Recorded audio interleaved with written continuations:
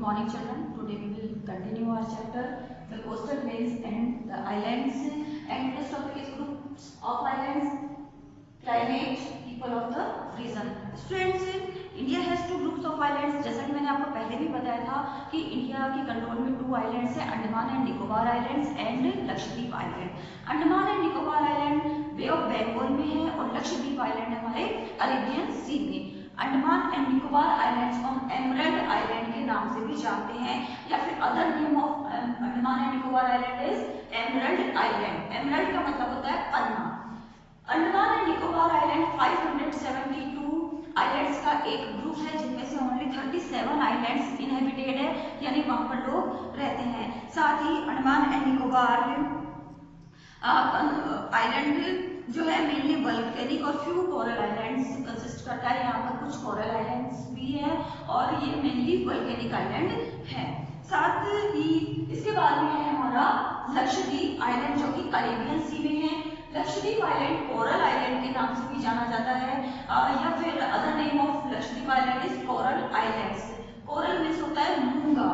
Lakshadweep island 36 islands का एक group है जिनमें ओनली 10 आइलैंड्स ऐसे हैं जो कि इनहेबिटेड है, जहां पर लोग रहते हैं. नेक्स्ट हम आ जाते हैं कोस्टल प्लेन्स जो हमारा है उसका क्लाइमेट कैसा रहता है. तो जैसा कि मैंने आपको बताया था प्रीवियस क्लास में बताया था कि जो इंडिया पेनिनसुलर इंडिया है उसका क्लाइमेट हमेशा हॉट एंड ह्यूमिड रहता है या फिर मॉडरेट रहता है. तो कोस्टल प्लेन्स जो हैं वो वाटर बॉडीज को टच करने वाले एरियाज हैं, तो यहाँ का जो क्लाइमेट है वो भी हमेशा ह्यूमिड रहता है, मतलब यहाँ के क्लाइमेट में नमी रहती है, मॉइस्चर रहता है. साथ ही मॉडरेट क्लाइमेट रहता है. मॉडरेट का मतलब होता है न बहुत ज्यादा समर में गर्मी पड़ती है और न ही सर्दियों में विंटर में बहुत ज्यादा ठंड पड़ती है, इसे हम बोलते हैं मॉडरेट क्लाइमेट. और इसके बाद में आते हैं रेनफॉल पर. तो जैसा कि मैंने आपको बताया था कि इंडिया में रेनफॉल साउथ वेस्ट मानसून और नॉर्थ ईस्ट मानसून से होती है. तो सबसे पहले जो वेस्टर्न कोस्टल प्लेन्स है वहां पर साउथ वेस्ट मानसून रेनफॉल करता है जून टू सितंबर. जून टू सितंबर. तो जून टू सितंबर रेनफॉल हो रही है साउथ वेस्ट मानसून से. कहा? वेस्टर्न कोस्टल प्लेन्स पर. और उसके बाद में जो साउथ वेस्ट मानसून जब रिटर्न होता है, रेनफॉल करने के बाद जब रिटर्न होता है तो ईस्टर्न कोस्टल प्लेन्स पर रेनफॉल करता है अक्टूबर एंड नवंबर में. अक्टूबर और नवंबर में ईस्टर्न कोस्टल प्लेन्स पर रेनफॉल करता है. इसके बाद में जो हमारा नॉर्थ ईस्ट मानसून है वो ईस्टर्न कोस्टल प्लेन्स पर रेनफॉल करता है दिसंबर टू जनवरी. दिसंबर से जनवरी तक ईस्टर्न कोस्टल प्लेन्स पर नॉर्थ ईस्ट मानसून रेनफॉल करता है.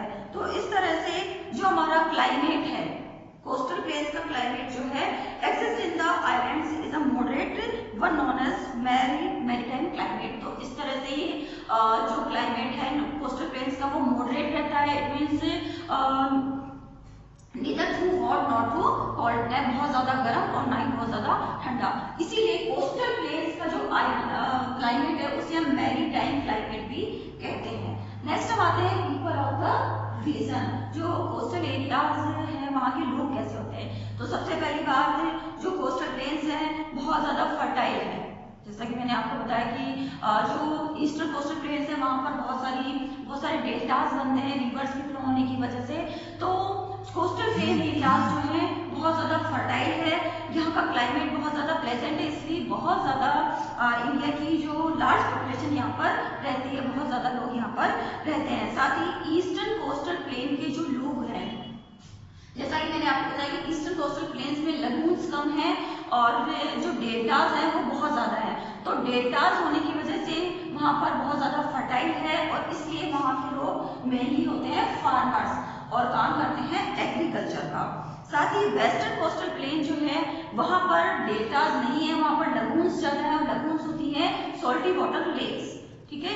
तो यहाँ के लोग जो है वेस्टर्न कोस्टल प्लेन के लोग जो है अधिकतर फिशरमैन होते हैं. साथ ही they are known for their skills in making handicrafts using coir, shells etcetera. साथ ही वेस्टर्न कोस्टल प्लेन के जो लोग हैं वो कॉयर होता है जो नारियल का बाहर का खोल होता है, जो उसकी जट जो होती है, बाल जो होते हैं उससे बनाई जरी या फिर इस तरह की चीजें, रस्सी, इस तरह की चीजें बनाई जाती है, जूट हम जिसे कहते हैं। तो वो होता है कोई प्रोडक्ट्स एंड शेल्स, जो हम शीप, शंख, इनसे जो हैंडीक्राफ्ट आइटम बनाए जाते हैं उन्हें शेल्स हैंडीक्राफ्ट आइटम कहा जाता है। तो इस तरह से इन हैंडीक्राफ्ट आइटम्स को बनाने में वेस्टर्न कोस्टल प्लेन्स के लोग हाईली स्किल्ड होते हैं। साथ ही जो लक्षद्वीप आइलैंड और अंडमान एंड निकोबार आइलैंड्स हैं, वहां पर अधिकतर ट्राइब्स लोग रहते हैं, जनजाति, जंगलों पर जिनका जीवन डिपेंड करता है, ऐसे लोग ही रहते हैं। नेक्स्ट हम चलते हैं major ports of the western and eastern coastal plains. So students, next हमारा टॉपिक है major ports of coastal plains. हम कोस्टल प्लेन्स के वेस्टर्न और ईस्टर्न कोस्टल प्लेन्स के मेजर पोर्ट्स के बारे में जानेंगे। Ports are cities with harbours where ships are anchored. Ports एक ऐसी सिटीज होती है, ऐसी बड़ी बड़ी जगह होती है जहाँ पर शिप्स एंकर की जाती है, रोकी जाती है, साथ ही स्टॉप होती है गुड्स को लोड एंड अनलोड करने के लिए, सामान को लोड एंड अनलोड करने के लिए, और साथ ही पैसेंजर्स को पिक एंड ड्रॉप करने के लिए। वेस्टर्न कोस्टल प्लेन के जो मेजर पोर्ट्स हैं वो है कोच्चि, कैलिकट, मंगलोर, ममागांव, मुंबई एंड कांडला। अब मैं ये पोर्ट्स आपको स्टेट वाइज बताती हूँ। तो कोच्चि एंड कैलिकट पोर्ट जो है वो केरला स्टेट में आते हैं।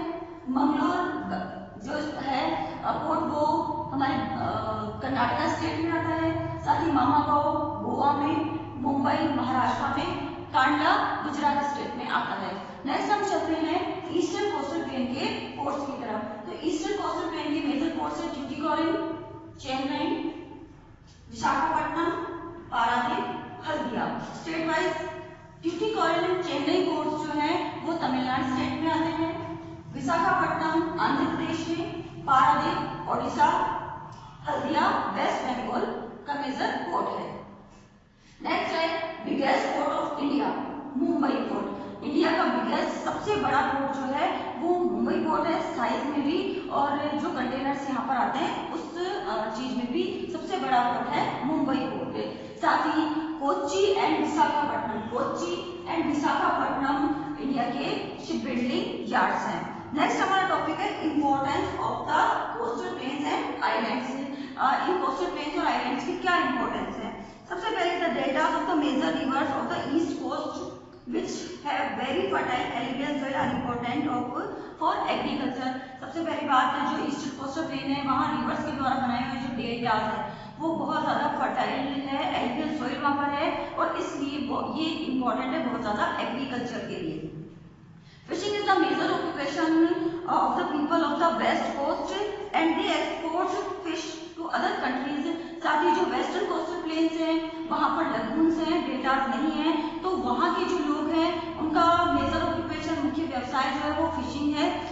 साथ ही ये लोग अदर कंट्रीज में भी फिशेज को एक्सपोर्ट करते हैं। The beaches of the coastal plains are tourist attractions।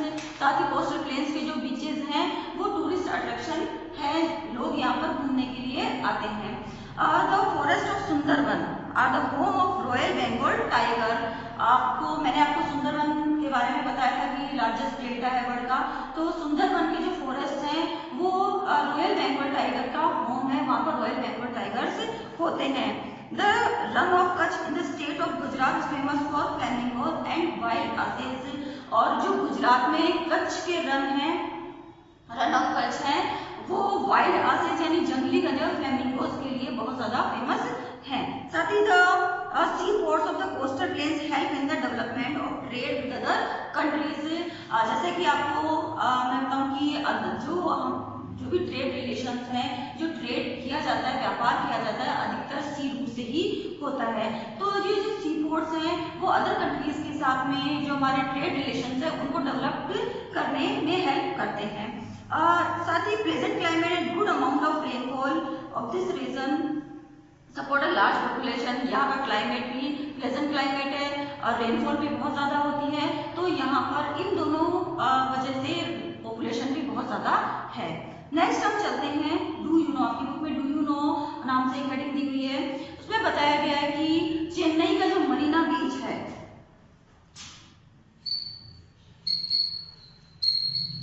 Marina beach in Chennai,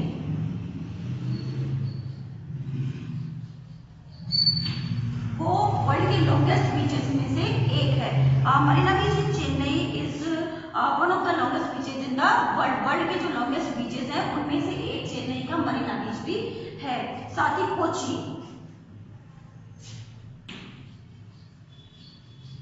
Kochi in Kerala, Kochi Kerala state में कोची जो पोर्ट है वो जो क्वीन ऑफ अरेबियन सी के नाम से जाना जाता है, queen of Arabian C.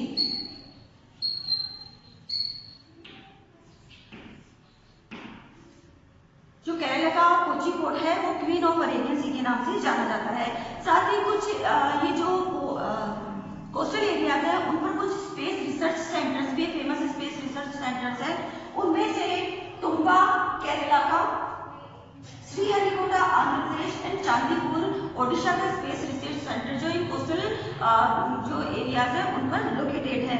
10 degree channel separate the Andaman islands from the Nicobar island. 10 degree channel एक ऐसी वाटर बॉडी है जो अंडमान जो आइलैंड है उस निकोबार आइलैंड से सेपरेट करती है। तो अंडमान आइलैंड को निकोबार आइलैंड से सेपरेट करने वाली वाटर बॉडी है 10 degree channel. So I hope students आपको इंडिया की जो क्लाइमेट है, सॉरी आइलैंड्स, जो कोस्टल प्लेन के ग्रुप ऑफ आइलैंड्स हैं, क्लाइमेट, यहाँ का people of the region, major ports of the coastal plains and importance of the coastal plains समझ में आ गए होंगे। If you have any problem then you can ask me. Okay students, now good day. तो students अभी हमने board पर India के मेजर पोर्ट्स के बारे में जाना। अब मैंने इंडिया का एक रफली मैप बनाया है आपको समझाने के लिए कि किस तरह से हमें अपने ये जो मेजर पोर्ट्स हैं उनको हमें मैप में फिल करना है। तो ये रफली डायग्राम बनाया है, इसमें मैं आपको बताऊंगी कि किस तरह से हम अपने पोर्ट्स को इसमें फिल करेंगे। तो सबसे पहले हम वेस्ट साइड के पोर्ट्स को फिल करते हैं। वेस्टर्न पोर्ट जो है वो केरला स्टेट में है, कैलीकट एंड कोची।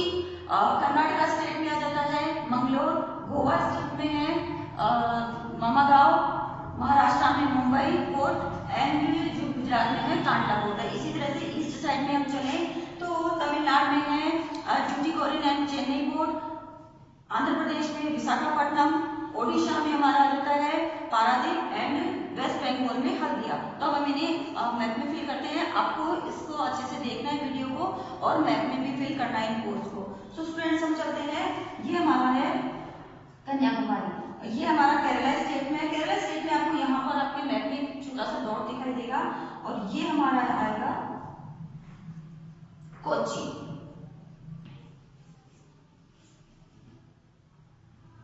ये हमारा पोर्ट है कोची। इससे ऊपर हम चलेंगे तो थोड़ी सी इस तरह की ये शेप सी दिखाई देगी आपके मैप में। ये हमारा आएगा कैलीकट पोर्ट, इस तरह की शेप सी दिखाई देगी आपको, ये है कैलीकट। कैलीकट पोर्ट। ऊपर हम चलते हैं कर्नाटका में, तो कर्नाटका में थोड़ा सा ऊपर चलने पे यहां से आपका आएगा मंगलोर।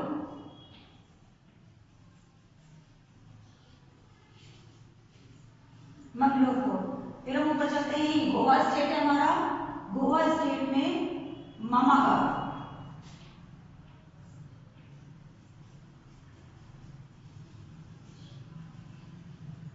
मामागांव पोर्ट। महाराष्ट्र में आते हैं तो महाराष्ट्र में मुंबई जो कि महाराष्ट्र की कैपिटल है और ये आपको ये कैपिटल का डॉट दिखाई देगा, ये है हमारा मुंबई। मुंबई पोर्ट। गुजरात में आते हैं, ऊपर वाला जो पार्ट है गुजरात का, यहाँ है कांडला पोर्ट।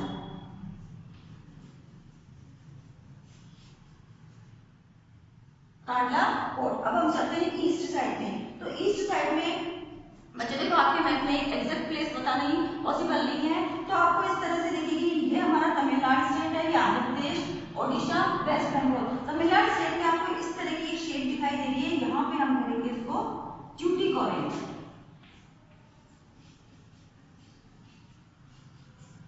ये हमारा है ट्यूटिकोरिन पोर्ट। और जैसा कि मैंने आपको बताया था कि जो स्टेट की कैपिटल होती है उस स्टेट में एक डॉट की तरह से दिखाई देती है, डॉट लगा बना हुआ होता है आपके मैप में, तो ये हमारा है चेन्नई। चेन्नई पोर्ट। अब हम चलते हैं आंध्र प्रदेश में। आंध्र प्रदेश में ऊपर की साइड हम चलेंगे तो यहाँ पर इस तरह की आपको शेप दिखाई देगी, यहाँ पर हम इसको मार्क करेंगे विशाखापट्टनम।